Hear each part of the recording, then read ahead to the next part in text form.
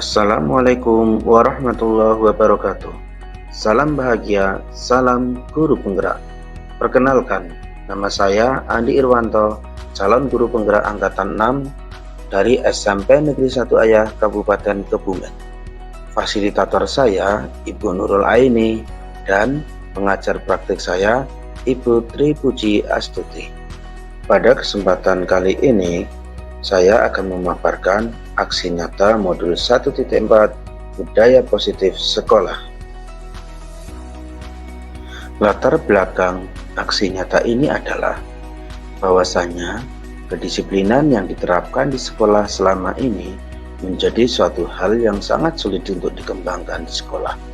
Karena kepatuhan murid terhadap peraturan yang ada bukan didasarkan pada motivasi internal yang ada pada diri mereka, tetapi lebih banyak kepatuhan itu disebabkan oleh faktor-faktor eksternal, seperti ketakutan mereka akan hukuman jika melakukan pelanggaran, atau karena diiming-imingi hadiah, baik berupa penghargaan atau hanya sekedar pujian.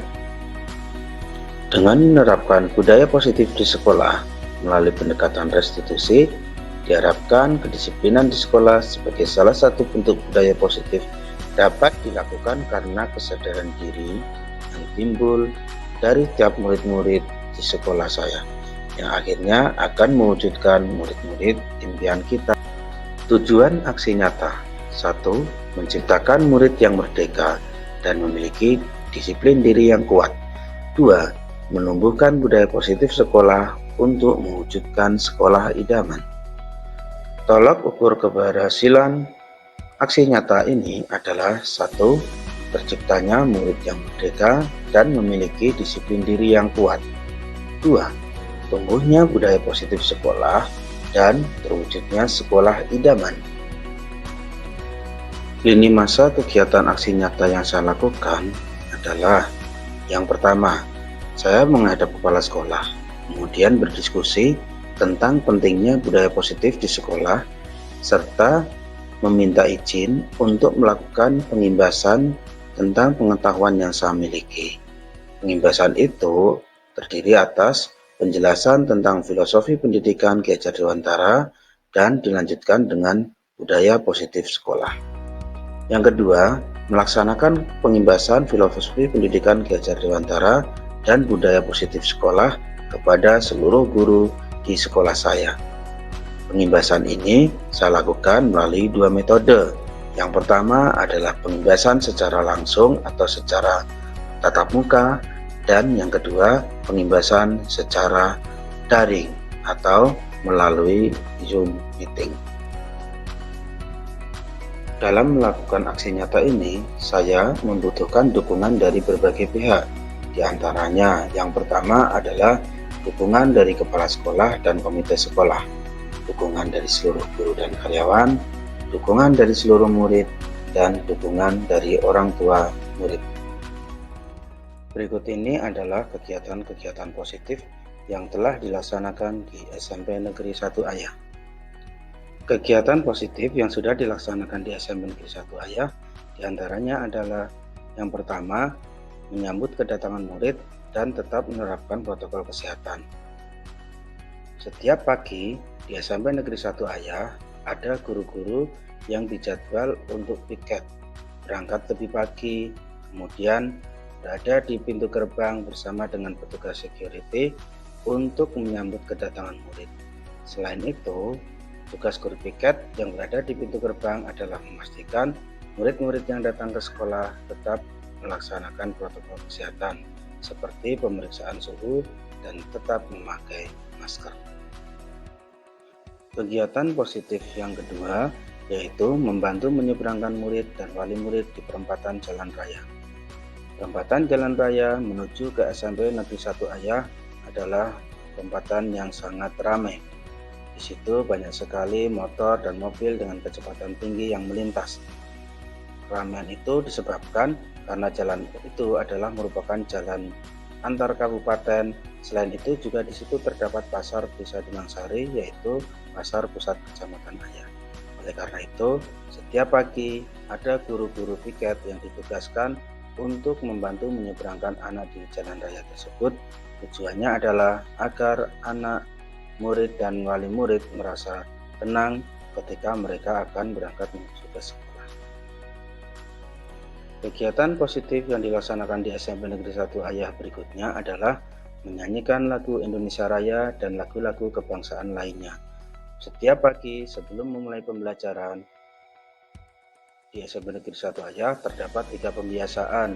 Yang pertama adalah pembiasaan nasionalisme, di mana anak dan wali kelas menyanyikan bersama-sama lagu Indonesia Raya dan lagu-lagu kebangsaan lainnya. Setelah selesai melaksanakan kegiatan pembiasaan nasionalisme, dilanjutkan dengan kegiatan pembiasaan religius, yaitu semua murid bersama dengan wali kelas membaca Asmaul Husna secara bersama-sama. Kemudian dilanjutkan dengan pembiasaan kebersihan lingkungan sekolah. Agar sekolah tampak selalu bersih dan indah, maka setiap pagi kegiatan pembiasaan yang dilakukan adalah menyanyikan lagu Indonesia Raya, dilanjutkan menyanyikan Asmaul Husna, dan membersihkan lingkungan sekolah selama bersama-sama. Proses membersihkan lingkungan kelas selain menyapu dan sebagainya juga melakukan pemilahan sampah-sampah antara sampah organik dan sampah organik untuk dibuang ke tempat pembuangan, yang di sana juga terdapat bak-bak pemilahan antara sampah organik dan sampah anorganik. Setelah semua kegiatan pembiasaan selesai dilakukan, pada pukul 7:30 anak-anak mulai kegiatan pembelajaran. Kegiatan positif yang telah dilakukan selama kegiatan pembelajaran diantaranya adalah membuat keyakinan kelas dan melakukan kegiatan pembelajaran yang menyenangkan. Kegiatan pembelajaran yang menyenangkan adalah kegiatan pembelajaran yang berpihak pada murid, di mana kegiatan itu adalah kegiatan yang menyenangkan bagi murid, diselingi dengan ice breaking dan berbagai macam permainan, sehingga anak-anak senang dan dapat belajar di kelas dengan baik. Selanjutnya, silakan saksikan cuplikan video ketika saya melakukan pembahasan tentang filosofi pendidikan Ki Hajar Dewantara dan budaya positif di SMP Negeri 1 Ayah. Sebelum melakukan pembahasan pada guru, terlebih dahulu saya berdiskusi dan mengajukan proposal yang saya buat pada kepala sekolah. Dari hasil diskusi yang telah kami lakukan, akhirnya diputuskan bahwasanya kami akan melakukan kegiatan pengimbasan dengan ketentuan sebagai berikut. Yang pertama, kegiatan pengimbasan tidak mengganggu jam belajar murid. Di tempat kami, kegiatan belajar murid dimulai dari jam 7:30 karena antara jam 7 sampai jam 7:30 itu adalah kegiatan pembiasaan yang biasanya kami gunakan untuk kegiatan pembiasaan keagamaan seperti membaca Asmaul Husna atau surat-surat pendek lainnya. Kegiatan pembiasaan nasionalisme, menyanyikan lagu Indonesia Raya, dan kegiatan kebersihan sekolah. Sehingga kegiatan yang kami lakukan pembiasaan itu dilakukan mulai jam 6:45 sampai jam 7:15, yaitu selama 30 menit setiap kali pembiasaan. Yang kedua, kegiatan pengimbasan dilakukan selama 4 hari, masing-masing 30 menit. Jadi total kegiatan adalah 120 menit atau 2 jam. Ketentuan yang ketiga, kegiatan pembiasaan dilakukan secara kolaborasi oleh 2 orang calon guru penggerak, karena kebetulan di sekolah kami ada 2 guru penggerak, yaitu saya, Andi Irwanto, dan Bapak Taufik Hasan Al-Amin. Dan ketentuan yang keempat adalah kegiatan pengimbasan dapat dilakukan secara langsung atau luring maupun secara online atau daring.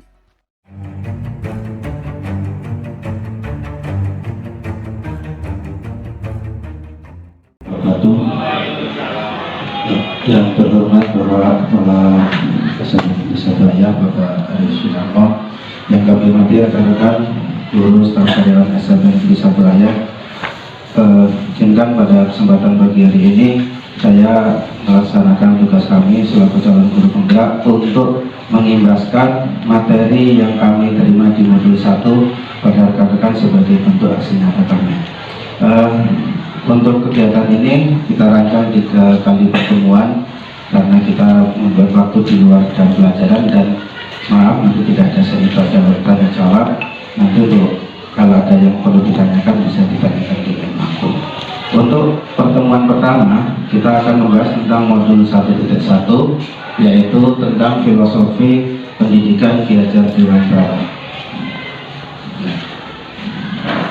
Pendidikan menurut Ki Hajar Dewantara adalah tempat bersemainya benih-benih kebudayaan, sehingga pendidikan itu sesungguhnya memiliki hubungan yang sangat erat dengan kebudayaan. Kebudayaan baik yang selalu diidam-idamkan oleh setiap bangsa itu akan terwujud bila mana memiliki fondasi yang kuat, dan fondasi itu adalah pendidikan. Sehingga menurut Ki Hajar Dewantara bahwasanya tujuan dari pendidikan itu sesungguhnya bukan hanya sekedar untuk menciptakan anak-anak yang cerdas, yang pintar dan sebagainya, tetapi menurut Ki Hajar Dewantara bahwasanya pendidikan lebih jauh bertujuan untuk mewujudkan suatu kebudayaan bangsa yang dicita-citakan. Kebudayaan bukanlah suatu yang statis. Kebudayaan akan selalu berubah dan berkembang seiring dengan kemajuan suatu peradaban. Begitu juga dengan pendidikan yang senantiasa bergerak dan berkembang. Seperti tata surya yang setiap planet-planetnya bergerak sesuai dengan kecepatannya masing-masing. Ada planet yang bergeraknya sangat cepat, ada juga planet yang bergeraknya sangat lambat. Sesuai dengan orbitnya juga, planet itu akan bergerak mengelilingi matahari. Kita dapat bayangkan seandainya ada satu saja planet yang berhenti bergerak atau keluar dari orbitnya, maka akan terjadi benturan yang sangat dahsyat dan akan melibatkan bencana yang sangat besar sekali. Itulah gambaran dari pendidikan kita, bahwasanya pendidikan juga bisa berkembang setiap saat. Ya, sehingga kita sebagai seorang guru menurut Ki Hajar Dewantara harus bisa menyesuaikan dengan perkembangan zaman. Karena setiap anak terlahir dengan kodratnya masing-masing, atau bisa disebut dengan kodrat keadaan. Menurut Ki Hajar Dewantara ada dua jenis kodrat keadaan. Yang pertama disebut kodrat alam, yaitu setiap anak yang berasal dari daerah yang berbeda itu sesungguhnya memiliki potensi yang berbeda pula, memiliki karakter dan kemampuan yang berbeda. Ada anak yang berasal dari kota dengan anak yang berasal dari desa, itu memiliki kemampuan yang berbeda dan karakter berbeda. Apalagi anak yang berasal dari negara lain, itu jelas kemampuan dan karakternya serta potensinya berbeda, sehingga bagaimana memperlakukan mereka itu memang seharusnya kita memahami cara yang berbeda pula. Yang kedua, ada kodrat zaman.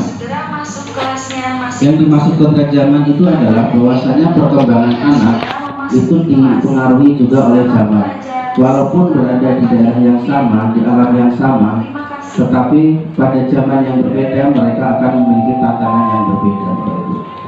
Sehingga ketika kita menyadari bahwasanya kondisi zaman sudah berbeda, kita tidak bisa menerapkan cara mendidik yang kita terima dulu oleh guru-guru kita terapkan pada anak-anak kita, itu sudah tidak relevan karena zamannya berbeda, tantangannya berbeda. Pada zaman dulu ketika kita masih di usia sekolah, ya, itu ketika kita ditanya laki bisa mengisinya, tidak mungkin bisa merubah karakternya. Itu kadang menghinggap di dalam pikiran kita ketika kita sudah merasa pasrah dengan kondisi anak yang susah diatur. Ya, itu sudah karakternya seperti itu, nggak mungkin bisa dirubah. Nah, itu termasuk dalam kategori teori negatif, itu yang harus dihindari. Dan yang ketiga adalah teori konvergensi. Itu adalah teori yang dianggap relevan untuk dunia pendidikan saat ini, di mana kita menganggap bahwasanya anak didik kita itu ibarat kertas putih yang sudah berisi tulisan, tetapi tulisannya tampak buram, tampak samar-samar, sehingga kita nanti akan membimbing mereka, menuntun mereka dan memilih tulisan-tulisan yang baik akan kita tebalkan, sedangkan tulisan-tulisan yang buruk akan kita abaikan. Bahkan suatu saat nanti akan bisa hilang dengan sendirinya. Itulah teori konvergensi yang saat ini diharapkan bisa relevan untuk pendidikan saat ini. Berikutnya, menurut Ki Hajar Dewantara, ya, dengan berdasarkan 3 teori itu, yang relevan adalah teori konvergensi, bahwasanya guru didik kita akan menjadi baik. Jangan berharap bahwasanya anak-anak didik kita akan meninggalkan hal-hal yang buruk jika kita sendiri tidak bisa melaksanakan apa yang kita sampaikan. Kita laksanakan apa yang menjadi pesan Ki Hajar Dewantara yang pertama ini. Karena walaupun ini sudah disampaikan sejak sekian ratus tahun yang lalu oleh Ki Hajar Dewantara, tetapi sangat relevan dengan dunia pembelajaran saat ini. Pesan yang kedua yang disampaikan oleh Ki Hajar Dewantara adalah ing madya mangun karso, yaitu di tengah kita memberikan motivasi, memberikan semangat. Kita bisa memberikan semangat untuk anak-anak kita bahwasanya mereka harus berkembang sesuai dengan eranya. Mereka harus bisa berkembang sesuai dengan potensi yang mereka miliki, dan meyakinkan mereka bahwasanya tidak ada anak-anak yang lahir tidak berguna. Setiap anak punya potensi yang berbeda-beda. Ada anak yang punya potensi di bidang akademik, misalnya ada yang pintar matematika, pintar bahasa Indonesia, pintar bahasa Inggris dan sebagainya, tetapi mereka nggak pintar di bidang olahraga. Atau sebaliknya, ketika anak-anak tidak pintar di pelajaran kita jangan pesimis dulu, mungkin dia itu pintar di bidang yang lain. Maka kita sebagai seorang guru harus ing madya mangun karso, bisa memberikan motivasi pada mereka agar mereka bisa berkembang sesuai dengan materi visi guru penggerak dan nilai kebijakan universal. Dan di hari yang terakhir nanti kita akan coba merumuskan budaya positif yang akan dilakukan di sekolah kita. Demikian apa yang bisa saya paparkan pada hari ini. Kurang lebihnya mohon maaf. Wabillahi taufiq wal hidayah. Assalamualaikum warahmatullahi wabarakatuh. Terima kasih Bapak. Terima kasih Pak Andi telah menyampaikan penjelasan budaya di sekolah.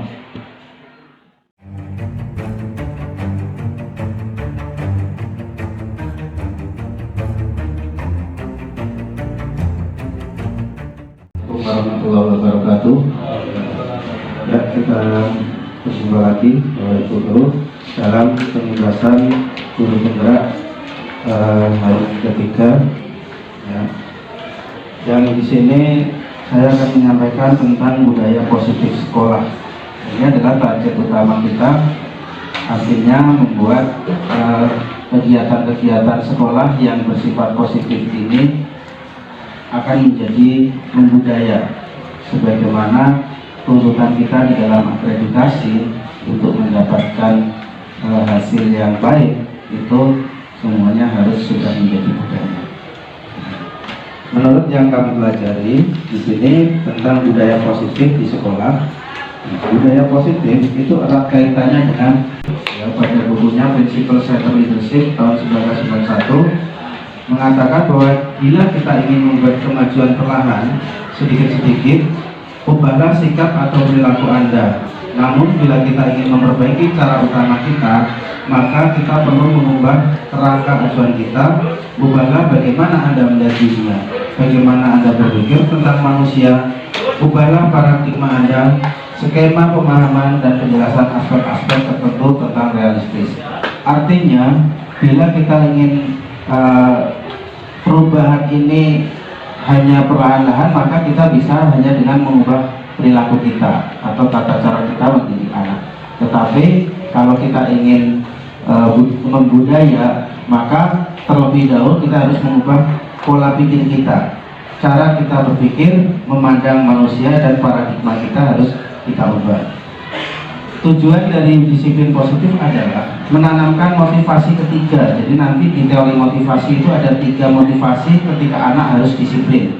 Ya, ini yang kita tuju adalah motivasi yang ketiga, yaitu motivasi intrinsik, motivasi yang berasal dari dalam diri anak tersebut. Jadi ketika anak melakukan suatu tindakan kedisiplinan, itu harapannya kedisiplinan itu berasal dari dirinya sendiri, bukan karena dari orang lain, atau karena mengharapkan sesuatu imbalan.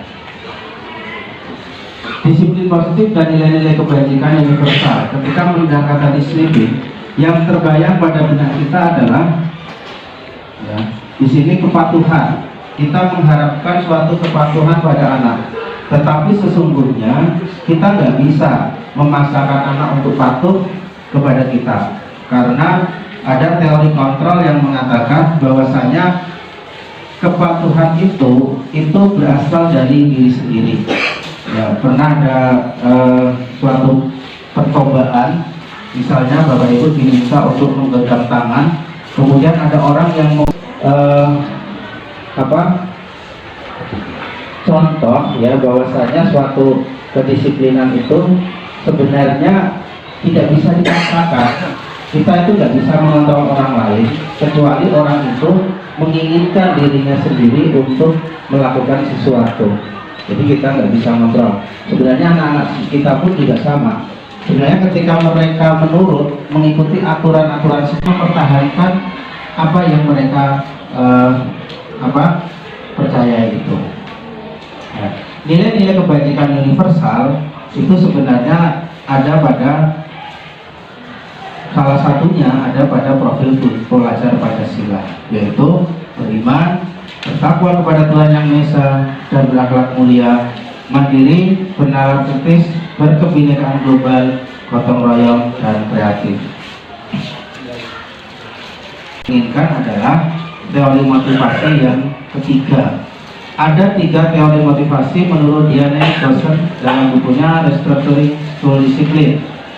Ya, ada 3 motivasi yang mempengaruhi perilaku manusia untuk berlaku disiplin.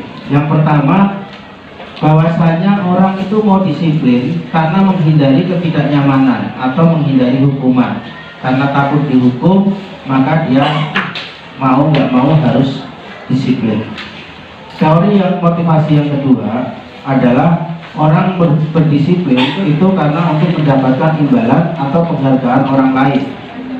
Mungkin dia tidak dapat hukuman, tetapi mungkin di suatu institusi bagi yang disiplin berangkat paling pagi nanti dapat hadiah. Nah, ada motivasi seperti itu sehingga mereka akan berlomba-lomba untuk berangkat lebih pagi. Itu adalah 2 ini merupakan motivasi yang berasal dari luar atau motivasi eksternal.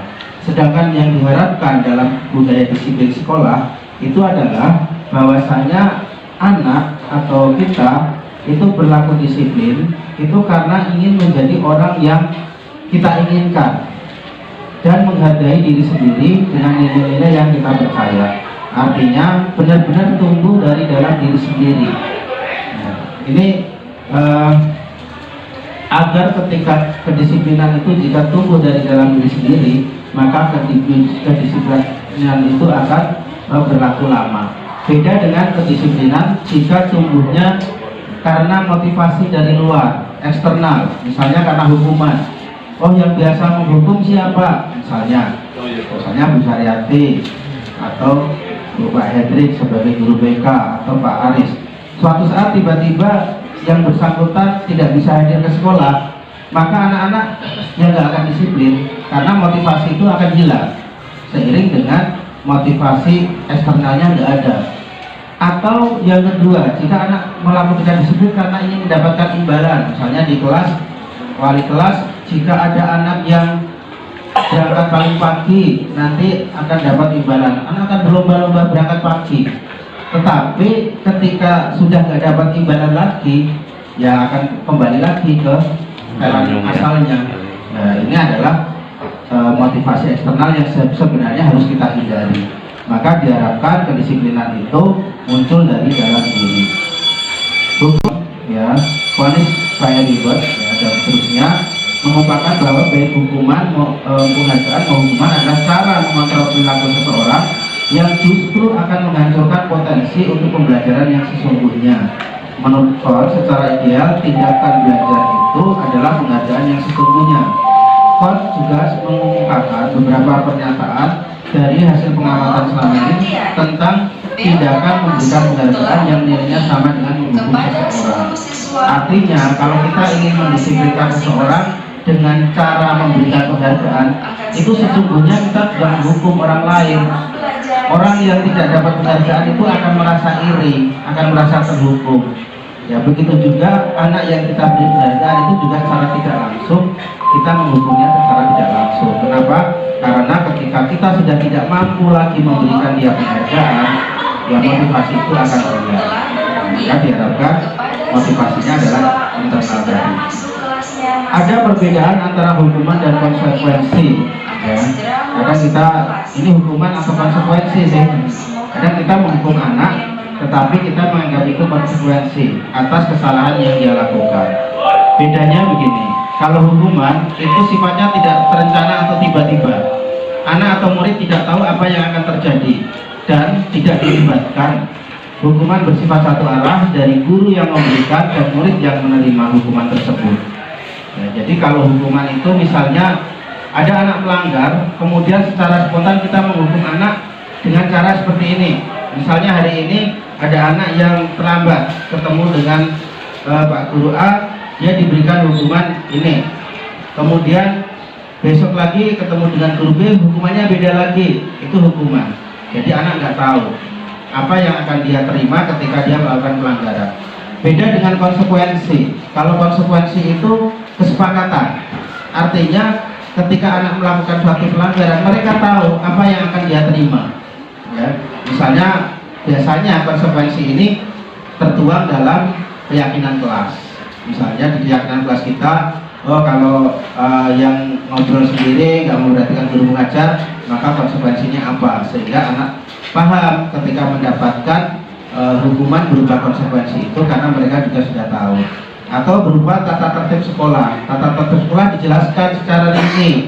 Anak yang terlambat hukumannya apa, anak yang rambutnya panjang hukumannya apa, sehingga anak yang bawa HP misalnya tanpa ada perintah dari gurunya hukumannya apa. Itu merupakan konsekuensi, bukan hukuman.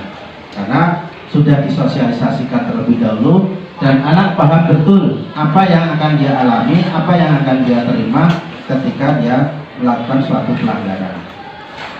Kemudian yang berikutnya ada restitusi. Untuk memunculkan motivasi dari dalam diri bahwasanya agar anak disiplin itu karena kesadaran diri, maka ada satu tahap yang namanya restitusi. Restitusi ini termasuk hal baru yang saya dapatkan ketika saya mengikuti pelatihan guru penggerak. Restitusi adalah proses menciptakan kondisi bagi murid untuk memperbaiki kesalahan mereka, sehingga mereka bisa kembali kepada kelompok mereka dengan karakter yang lebih kuat. Bedanya dengan hukuman atau konsekuensi, hukuman itu kadang membuat anak menjadi minder, ya, menjadi takut, menjadi malu dan sebagainya. Ya, seperti misalnya yang sudah kita alami, ya, mohon maaf, misalnya ada anak rambutnya panjang kemudian dipotong, dipelintas, itu anak menjadi malu, menjadi minder. Ya. Tetapi kalau dengan menggunakan sistem restitusi, nanti mungkin akan dibahas lebih lanjut oleh Pak Taufik tentang restitusi, itu nanti anak akan menyadari kesalahan sendiri, kemudian justru dia sendiri yang memunculkan. Guru sebagai manajer nanti hanya memancing saja, kira-kira kamu paham nggak kesalahan kamu, kemudian kalau kamu melakukan kesalahan ini apa konsekuensinya menurut kesepakatan yang kita buat bersama-sama. Nah, sehingga keinginan itu muncul sendiri dan tidak akan menimbulkan efek negatif tadi, sehingga mereka bisa kembali lagi ke kelompok mereka dengan karakter yang lebih kuat. Ini menurut dosen. Nah, pada prinsipnya ada 5 kebutuhan dasar yang dimiliki oleh manusia, di mana ketika anak-anak kita melakukan sesuatu pelanggaran atau sesuatu yang tidak kita inginkan, sesungguhnya itu karena ada kebutuhan mereka yang tidak terpenuhi. Sebenarnya itu. Maka di sini sebenarnya untuk rekan-rekan guru, khususnya guru BK, ini harus memahami ini. Ya, kebutuhan dasar itu adalah yang pertama bertahan hidup. Yang kedua penguasaan. Mungkin anak-anak melakukan pelanggaran karena dia terpaksa, terlambat karena harus bekerja. Ya, ini karena untuk bertahan hidup. Ya, maka kita tidak bisa langsung serta-merta ini terlambat kasih hukuman juga. Kita telusuri dulu permasalahannya apa. Atau faktor mereka membutuhkan suatu penguasaan. Ya, punya keinginan, sesuatu keinginan tetapi yang tidak tercapai karena mereka butuh penguasaan. Kasih sayang dan rasa diterima, love and belonging, kebutuhan dasar. Kasih sayang, mungkin di rumah kurang perhatian sehingga di sekolah cari-cari perhatian. Nah, ini love and belonging atau kasih sayang. Kebebasan, ya, mereka membutuhkan kebebasan, ya, dan kebutuhan akan kesenangan. Mungkin mereka tidak mendapatkan kesenangan sehingga untuk mendapatkan kesenangan itu mereka melakukan suatu pelanggaran. Ini yang harus kita telusuri agar kita bisa memunculkan motivasi itu di dalam diri. Ya, untuk melakukan itu kita harus memahami 5 posisi kontrol guru. Jadi seorang guru itu punya 5 posisi kontrol yang kita gunakan untuk bisa memberikan konsekuensi atau restitusi. Yang pertama, guru bisa menjadi penghukum, ya. Guru bisa membuat rasa bersalah. Penghukum itu biasanya guru itu mengatakan bahwasanya ini tata tertib harus dijalankan. Itu guru-guru yang tegas seperti itu. Tapi sebenarnya ini kurang pas juga untuk saat ini. Pembuat bersalah itu biasanya guru-guru yang lembut. Artinya dia berusaha menyadarkan anak dengan menyentuh kalbunya. Kalau dibilang nanti ibu jadi ini untuk memperbaiki kesalahan mereka sehingga mereka bisa kembali pada kelompok mereka dengan karakter yang lebih kuat. Itu segitiga restitusi 5 menit akan disampaikan Pak Taufik. Monggo Pak Taufik. Saya akhiri dari saya kurang lebihnya mohon maaf. Wabillahi taufiq wal hidayah. Assalamualaikum warahmatullahi wabarakatuh. Waalaikumsalam warahmatullahi wabarakatuh.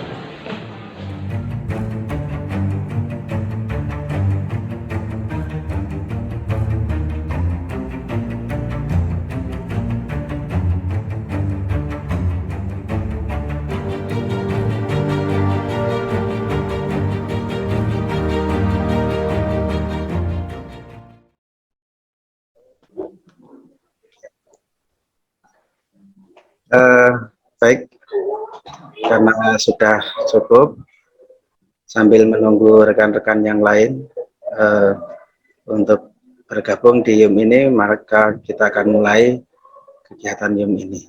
Sebelumnya, Assalamualaikum warahmatullahi wabarakatuh. Ya. Pada kesempatan kali hari ini, saya akan melanjutkan pengimbasan yang dulu pernah saya lakukan, yaitu tentang budaya positif sekolah. Ya, sebelumnya saya share dulu materinya. Rapat ini sedang. Ya, wes. Ya. Saya share, izinkan saya share untuk materi.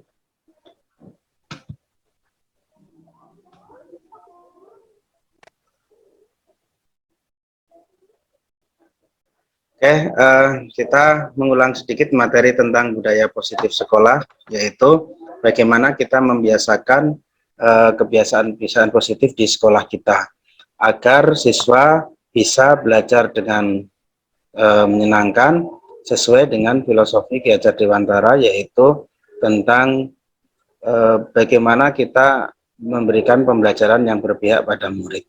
Ya, budaya positif ini diharapkan nanti setiap peserta didik, setiap murid itu akan bisa belajar dengan sesuai dengan potensi mereka. Kita bisa mengembangkan potensi mereka tanpa di situ ada rasa seolah-olah menghukum atau seolah-olah memaksa.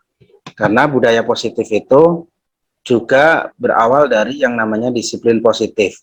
Kadang ketika kita berbicara tentang kedisiplinan, itu yang ada pada diri kita biasanya kepatuhan, ya, terkait dengan kepatuhan, bagaimana agar siswa itu patuh dan taat terhadap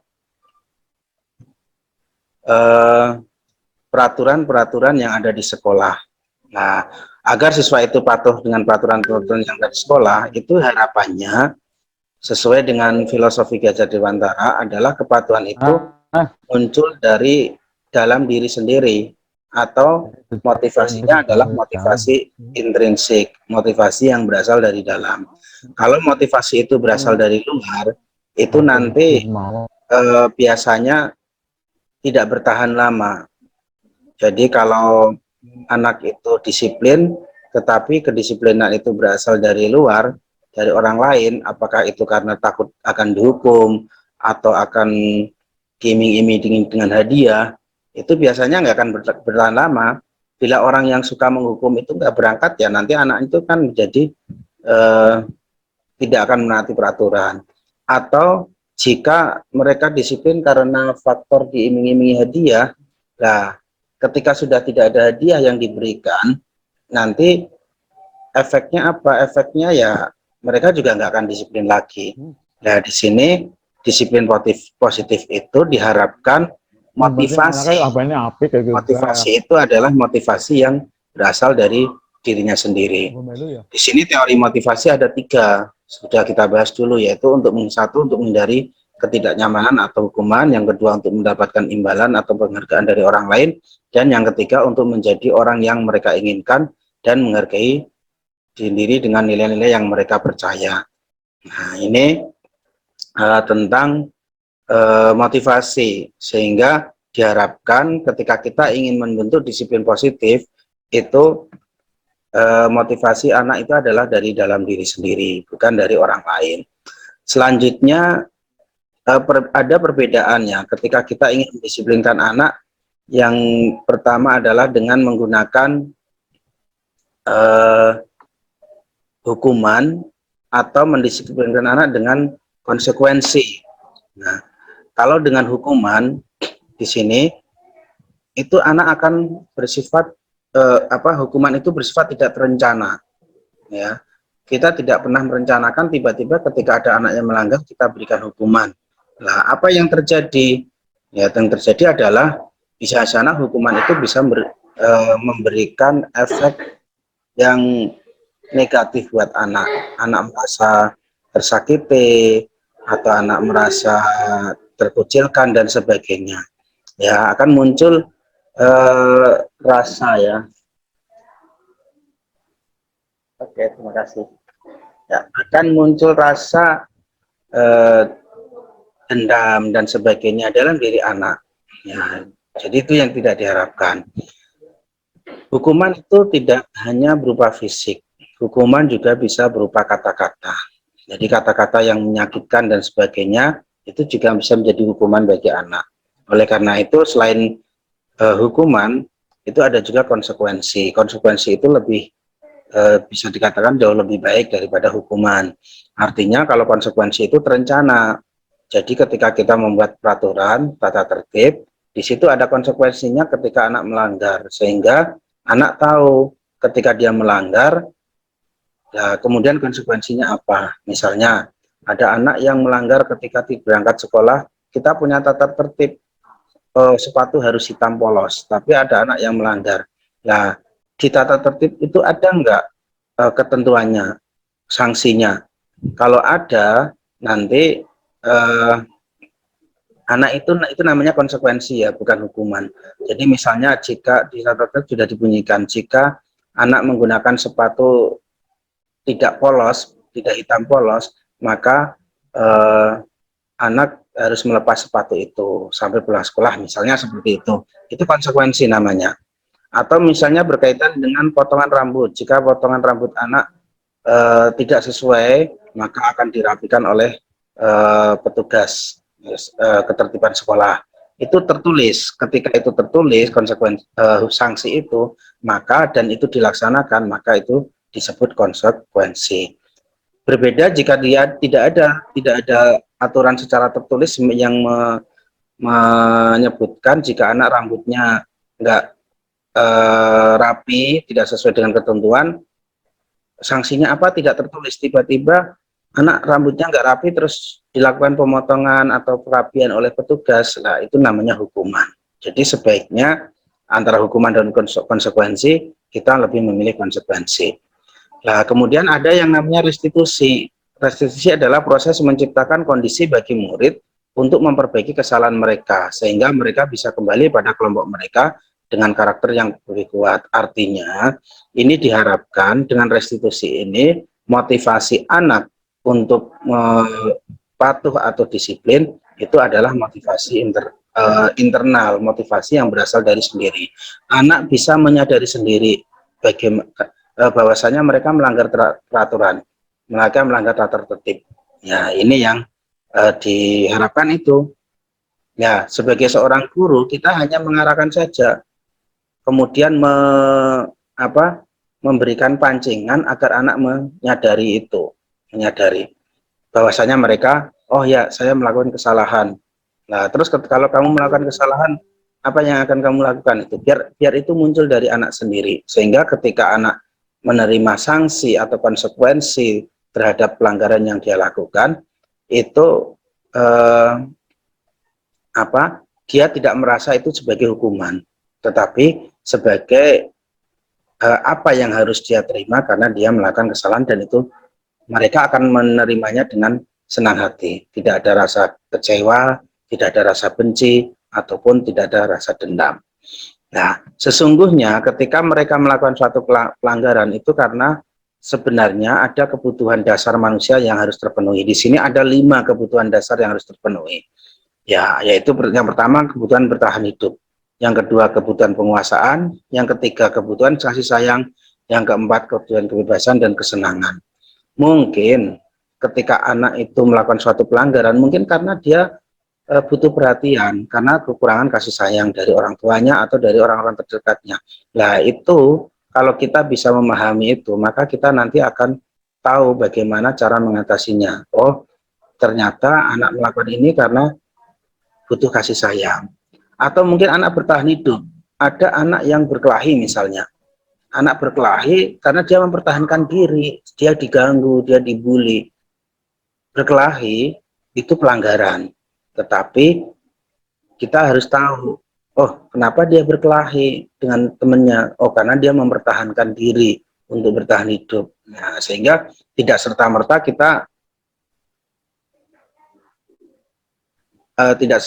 kita akan langsung menghukumnya, enggak. Ya, ini tentang segitiga restitusi, sehingga kalau kita tahu permasalahannya nanti kita akan bisa menyelesaikannya dengan baik. Nah, ada juga kebutuhan akan penguasaan, kebutuhan akan kesenangan. Sebenarnya dia melakukan pelanggaran itu hanya untuk bersenang-senang, atau mereka penguasaan itu merasa dia seorang pemimpin sebenarnya, tetapi mungkin karena tidak tersalurkan bakat kepemimpinannya, maka dia melakukan hal-hal yang kurang baik. Nah, ini harus kita pahami dulu, sehingga kita dengan memahami kebutuhan dasar manusia, apa yang kurang, apa yang tidak dipenuhi di anak itu, maka kita akan bisa menentukan langkah apa selanjutnya. Sebagai seorang guru, ada 5 posisi kontrol yang harus kita pahami. Yang pertama, di sini ada posisi kontrol sebagai, menurut Dian Ross ya, Dian Gosen ya, itu ada 5 posisinya. Kita bisa menempatkan diri sebagai penghukum, atau kita bisa menempatkan diri sebagai rasa bersalah, atau kita bisa menempatkan diri sebagai teman, kita bisa menempatkan diri sebagai pemantau atau manajer. Ya, ini biasanya melekat pada karakter seseorang. Karakter penghukum itu biasanya kalau orang itu punya bekal yang kuat itu ya, biasanya orang-orang yang itu biasanya menempatkan diri pada karakter penghukum. Ya, tapi kalau memang dia menempatkan, seorang guru itu menempatkan karakter penghukum, sebaiknya hukuman yang diberikan anak itu minimal lah berupa konsekuensi. Jadi sesuatu yang sudah disosialisasikan dulu. Jangan tiba-tiba kesalahan sedikit dihukum, kesalahan sedikit dihukum. Ya, setidaknya dikasih peringatan lah. Ya.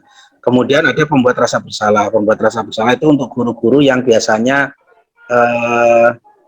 orangnya lemah lembut itu ya, kayak Bu Cahya itu teman lemah lembut itu biasanya karakternya pembuat rasa bersalah. Artinya dia akan berusaha menyentuh kalbu anak. Ya biasanya gini, kamu jangan gitu ya, nanti kalau pelajaran Bu Guru atau Pak Guru, kamu jangan rame ya, kan itu ada CCTV, nanti Pak Guru juga kepala sekolah lah. Itu salah satu contoh ya, ketika kita ingin anak berbuat baik tetapi kita tidak berani keras sama anak, ya biasanya kita menempatkan diri pada pembuat rasa bersalah. Kemudian sebagai teman, ya ada penempatan diri guru sebagai teman. Sebagai teman itu ya bersikap akrab dengan anak. Ini bagus, tetapi juga kita harus tahu batas-batasannya. Ya, kita sebagai seorang guru dan murid ada batasan-batasan yang tidak boleh dilanggar. Kemudian sebagai pemantau itu biasanya orang-orang guru yang benar-benar tertib. Ya, dia selalu memahami benar atau tertib sekolah. Ya, sehingga dia akan melihat ketika anak melakukan pelanggaran, dia hafal, oh kalau pelanggaran ini resikonya ini dan seterusnya. Itu sebagai pemantau.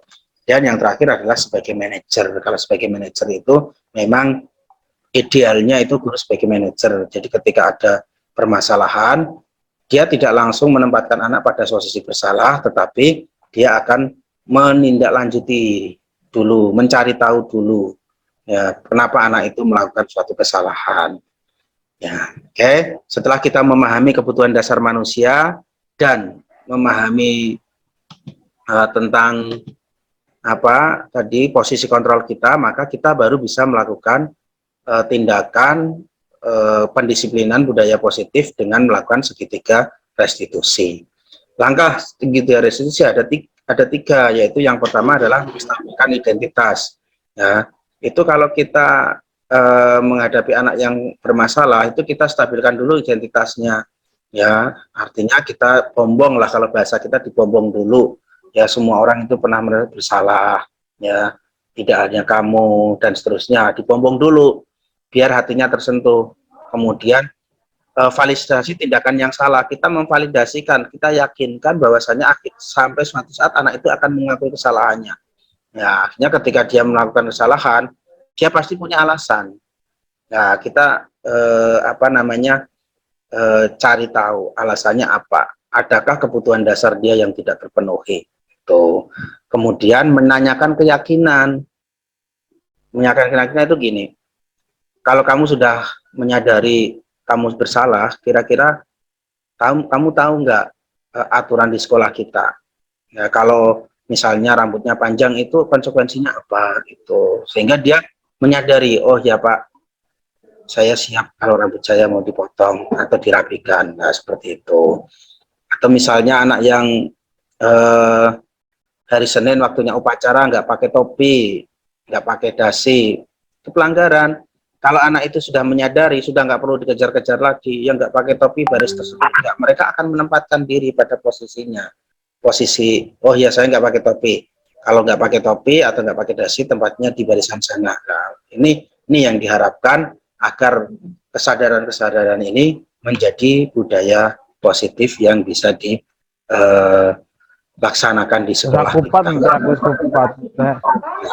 Oke, demikian pemaparan materi yang bisa saya sampaikan untuk kesempatan kali ini.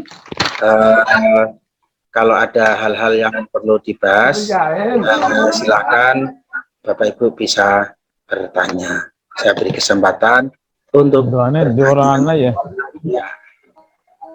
tentang budaya positif. Kalau ada yang mau dibahas, ya, kalau nggak ada, nanti kita akhiri. Kira-kira adakah yang mau ditanyakan Bapak Ibu? Pak. Ya, bisa raise hand.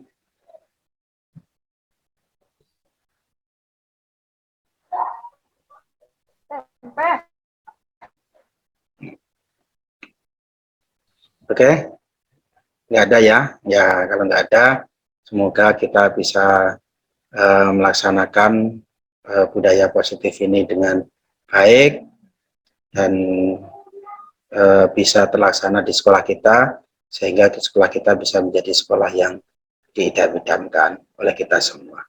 Terima kasih atas kesediaan Bapak Ibu semua mengikuti kegiatan webinar ini tentang budaya positif sekolah. Saya seandainya ada hal-hal yang kurang berkenan, mohon maaf yang sebesar-besarnya. Wabillahi taufiq wal hidayah. Assalamualaikum warahmatullahi wabarakatuh.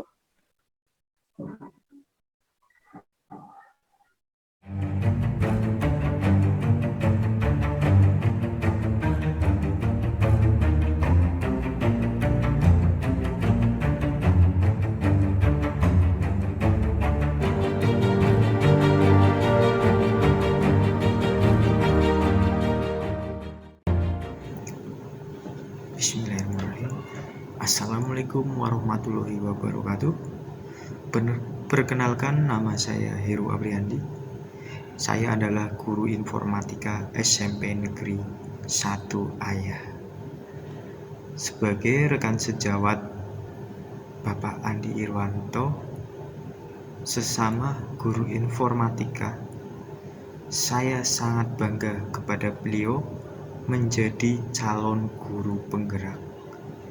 Karena beliau adalah sosok guru yang bisa menjadi teladan bagi saya dan guru-guru yang lain di sini.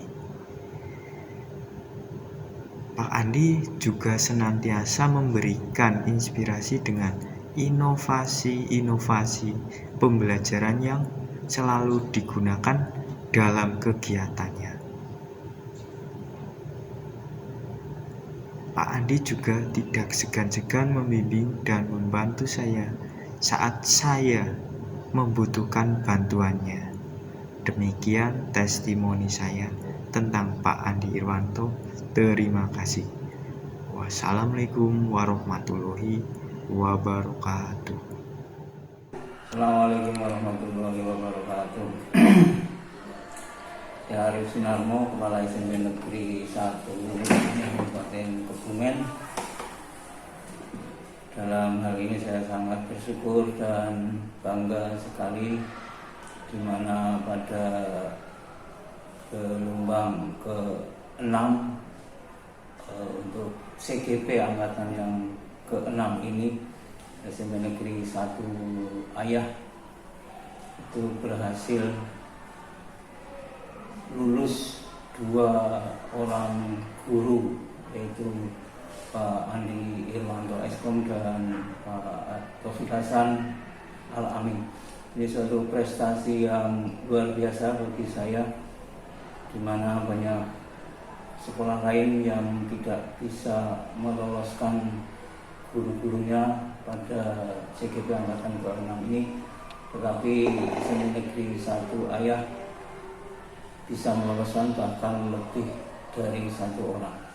Ini suatu prestasi yang luar biasa, dan terima kasih kepada Pak Andi dan Pak Taufik yang telah berusaha keras untuk mengikuti seleksi CGP angkatan ke-6 ini, dan saya ucapkan selamat karena Pak Taufik dan juga Pak Andi bisa diterima sebagai CGP angkatan ke-6 ini. Saya percaya bahwa Pak Andi dan juga Pak Taufik ini akan bisa mengikuti diklat dengan sebaik-baiknya. Saya yakin Pak Andi Irwanto dan Pak Taufik adalah sangat berkompeten di bidangnya masing-masing, dan saya yakin akan bisa mengikuti diklat ini dengan baik dan kelak akan mendapatkan sertifikat untuk guru penggerak di angkatan yang ke-6 ini. Harapan saya semoga apa yang telah diperoleh oleh Pak Andi Irwanto dan juga Pak Taufik ini bisa bermanfaat yang sebesar-besarnya, terutama bagi Pak Andi dan juga Pak Taufik, dan juga untuk SMP Negeri 1 Ayah ini, dengan adanya guru penggerak yang saat ini sudah mempunyai sertifikat 2 orang, Pak Senor dan Bu Sulastri, nanti akan ditambah 2 orang lagi. Saya yakin SMP Negeri 1 Ayah ini akan lebih cepat dalam memperoleh kemajuan dibanding untuk tahun-tahun sebelumnya. Itu yang bisa saya sampaikan, banyak salah kurang, mohon maaf ya.